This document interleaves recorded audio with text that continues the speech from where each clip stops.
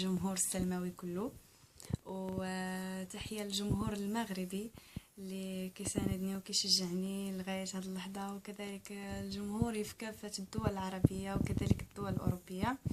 الله يخليكم ليا يا رب. وبكل صراحة وبكل فخر أنا كنفتخر أن عندي جمهور بحالكم.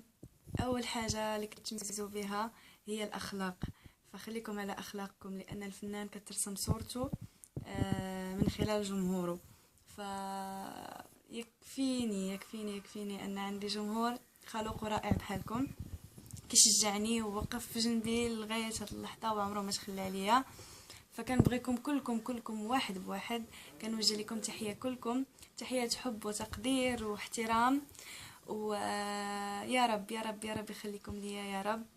ونبقى دائما حتى انا عند حسن ظنكم كيف ما نتوما عند حسن ظني طبعا. و طبعا عمركم ما تشكوا انني كنبغيكم بزاف، وانتوما اهلي ليس فقط جمهوري.